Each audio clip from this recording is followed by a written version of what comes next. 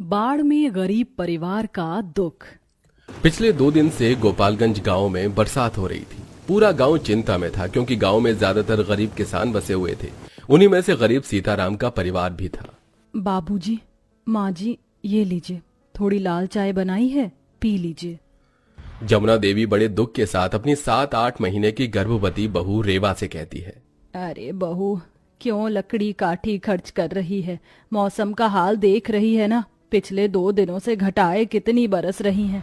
जाने क्यों इस बरसात को देखकर मेरा तो जी बैठा जा रहा है, कहीं ये बारिश गांव को तबाह ना कर दे। अरे शुभ शुभ बोलो भाग्यवान, भूलो मत खेत में धान की फसल लगा रखी है। देखो मनोहर क्या खबर लेकर आता है बाहर से। तभी सिर पर बोरी ओढ़े हुए मनोहर दौड़ा दौड़ा घर आता है। उसे देखते बहन किरण कहती है, क्या बात है भैया, आप हाँफ क्यों रहे हैं? रेवा, किरण, जल्दी जल्दी सारा सामान बांध लो। अरे लेकिन हुआ क्या है मनोहर, पूरी बात तो बता। माँ, समाचार में दिखा रहे हैं कि गोपालगंज गांव में बहुत भारी बाढ़ आने वाली है। यमुना नदी का पानी हमारे गांव में छोड़ दिया गया है। ये सुनकर पूरा का पूरा गरीब परिवार बड़ी चिंता में आ जाता है और घर का मुखिया बूढ़ा सीताराम रोते हुए माथा पीट लेता है। हे भगवान, ये क्या दुख भेज दिया तूने हमारे गांव पर। क्या तुझसे हम गरीबों का जीना खाना भी देखा नहीं जा रहा? क्यों तू हर बार गरीबों के ही परिवार पर बिजली गिराता है? चाहे जो भी हो जाए, मैं अपना घर छोड़कर नहीं जाऊंगा। ये मेरे पुरखों का घर है। सीताराम घर की दीवारों को देख देख कर रोने लगता है। तभी सरकारी ऐलान जारी होता है, सुनो सुनो सुनो, गोपालगंज के गांव वालों के लिए एक जरूरी सूचना। यमुना नदी का जल स्तर बहुत ही ज्यादा बढ़ जाने की वजह से बाढ़ का सारा पानी इस गांव की तरफ आ रहा है। जितना जल्दी हो सके अपनी अपनी जान बचाकर इस गांव से निकल जाओ। बाढ़ की खबर सुनकर पूरे गांव में अफरा तफरी मच जाती है और गरीब परिवार का पड़ोसी हरिया दौड़ा दौड़ा आता है। अरे सीताराम काका, जमुना काकी, सुना आपने? अरे बाढ़ आने वाली है, जल्दी से जो धान गेहूं ओढ़ना बिछाना है सब ले लो और चल लो। अरे तुम लोग देख क्या रहे हो, जल्दी सामान बांधो। बाबूजी चलिए, हम इस घर के लिए जान दांव पर नहीं लगा सकते। जान सलामत रहेगी तो घर फिर बन जाएगा।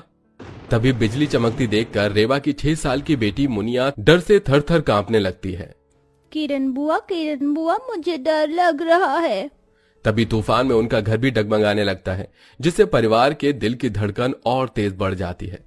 दादी दादाजी देखिए, हमारा घर तो हिल रहा है। क्या हम सारे के सारे इसमें मर जाएंगे? मेरा आने वाला छोटा बाबू भी मर जाएगा। ये सुनते ही रेखा की आंखों से आंसू बहने लगते हैं।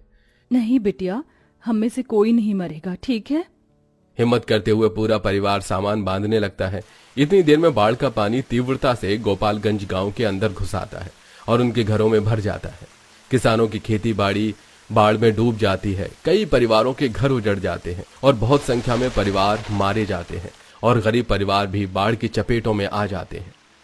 सब कोई एक एक करके घर से बाहर निकलिए। माँ, बाबूजी, किरण, चलो निकलो जल्दी। भैया, भाभी तो अंदर ही छूट गई। किरण, तुम मुनिया को लेकर निकलो। सब सावधानी बरतते हुए जैसे तैसे बाहर निकलते हैं। तभी एक दीवार धंस जाती है और रेवा पर आ गिरती है। उसी वक्त उसे पीड़ा शुरू हो जाती है। माँ, मेरा बच्चा, बचाओ। मनोहर पूरी ताकत लगाकर दीवार हटाने लगता है। तू डर मत रेवा, मैं तुझे कुछ नहीं होने दूंगा। बाढ़ के चलते तेजी से दीवारों में दरारें आने लगती हैं। दोनों जैसे बाहर निकलते हैं, घर गिर जाता है और लोग जल्दी जल्दी अपनी जान बचाने के लिए नावों में सवार हो जाते हैं। लेकिन उस गरीब परिवार के पास कोई यातायात का साधन नहीं था। रेवा, तू ठीक तो है? अजी, मुझे बहुत दर्द हो रहा है। कुछ करो, मैं चल नहीं पाऊंगी। मनोहर अपनी पड़ोसी के नाव को जाता देखकर उससे मदद के लिए गुहार लगाता है। हरिया भाई, मेरी पत्नी बड़ी पीड़ा में है, तुम्हें तो पता है वो पेट से है, उसे अपनी नाव में बिठा लो। अरे ठीक है मनोहर भाई, तुम लाओ भाभी को। लेकिन तभी हरिया की पत्नी सुभद्रा उसे मना कर देती है।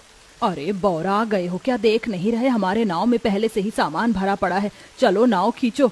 हमको माफ करो मनोहर भैया, हम तो खुद अपने रिश्तेदारों के यहाँ जा रहे हैं। आपकी पत्नी को कहाँ कहाँ ढोते फिरेंगे।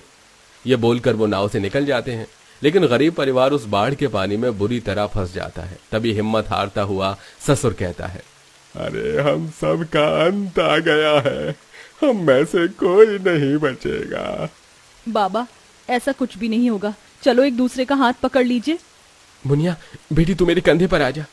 मनोहर बेटी को कंधे पर उठा लेता है। सब हाथ पकड़कर आगे कदम बढ़ाते हैं। बाढ़ का पानी इतने हद तक था कि बार बार लहरें उफन रही थी। बाढ़ में डूबी पथरीली जमीन में सबके पांव छन्नी हो जाते हैं। तभी बाढ़ की जोरदार लहरों में एक घना पेड़ गिर जाता है, जिससे बूढ़े सास ससुर का हाथ छूट जाने से वो परिवार से बिछड़ जाते हैं। किरण बिलख बिलख कर रोती है। माँ, माँ, बाबा। हे राम जी रक्षा करो भैया, माँ बापू हमसे छूट गए। किरण आगे चलना होगा, बाढ़ का पानी और ज्यादा भर रहा है। दिल पर पत्थर रखकर सब पानी में तैरते हुए लगभग 1-1.5 दिनों के बाद काफी आगे आते हैं। जहां सूखी जमीन नजर आती है सब वहीं बैठ जाते हैं। जहां खाने पीने का बड़ा बाजार लगा हुआ था।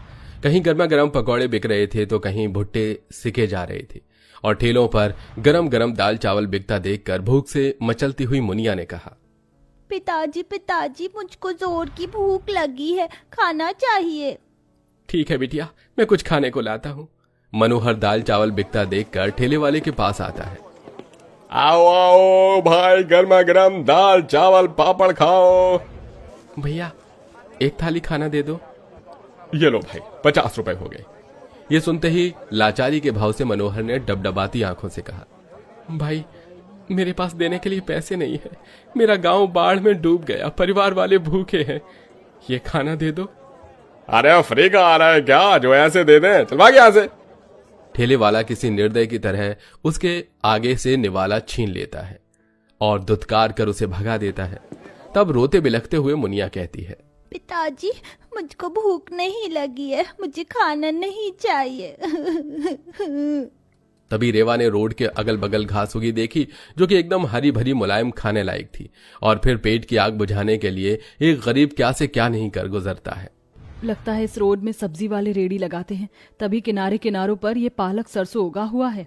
रेवा आंचल में सारे घास इकट्ठा करके तोड़ लाई। किरण इधर उधर से ईंट और जलने का ईंधन ले आई और दोनों नंद भाभी ने घास की रोटी बनाई और आंसुओं के साथ खाया। रोड पर से आते जाते गुजरने वाले लोग उन्हें हीन भावना से देख रहे थे।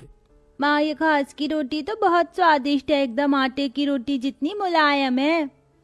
सुनो, आज का वक्त तो कैसे भी कट गया, लेकिन हम सड़क पर कब तक वक्त गुजारेंगे? ठिकाना तो बनाना होगा। मानसून का मौसम है। आज किसी तरह सो जाते हैं, कल देखता हूँ कोई काम धंधा। उस रात सब फुटपाथ में बिना छत के सो जाते हैं, लेकिन आधी रात में जोरों की बूंदाबांदी शुरू हो जाती है।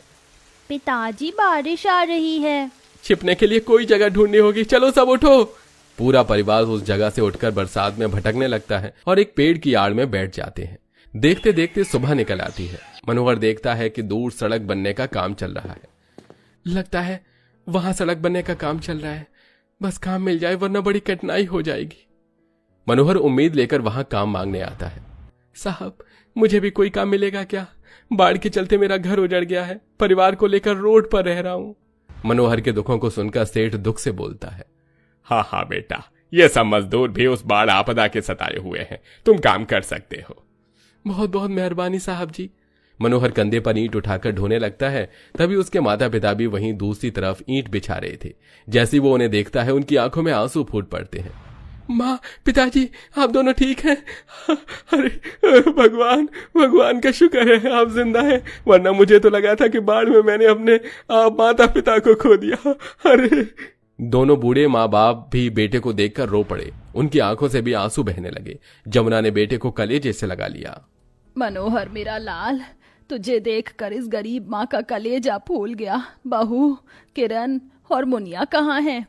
सब सही सलामत बच गए हैं माँ। चलो माँ, भगवान ने घर तो छीन लिया लेकिन मेरे परिवार को बचा लिया। घर तो मैं बना लूंगा। तीनों मिलकर अपने हिस्से की मजदूरी पूरी करते हैं और शाम को मनोहर अपने माता पिता को लेकर आता है, जहां दोनों नंद भाभी रोड पर ही रोटी बना रही थी। किरण, किरण देख, बहन मैं किसे लाया हूँ। अपने माता पिता को आंखों के सामने देखकर किरण फूट फूट कर रो पड़ी। माँ, पिताजी आप ठीक हैं? आप ठीक हैं? हाँ बेटिया, अभी तेरा कन्यादान भी तो करना है हमको, लेकिन पहले घर बनाना है। सब संग मिलकर घर बनाएंगे बाबा। अंत में पूरा परिवार संग में मिलकर अपने लिए बसेरा बनाते हैं और मेहनत से 2 रोटी कमाकर खाते हैं। लेकिन बाढ़ में छीन लिए गए अपने गांव घर के दुख से उभरने में उस परिवार को एक बड़ा वक्त लग जाता है। हर साल ही बाढ़ में लाखों परिवार का घर उजड़ जाता है, लेकिन फिर भी हर हाल में जिंदगी जीनी पड़ती है।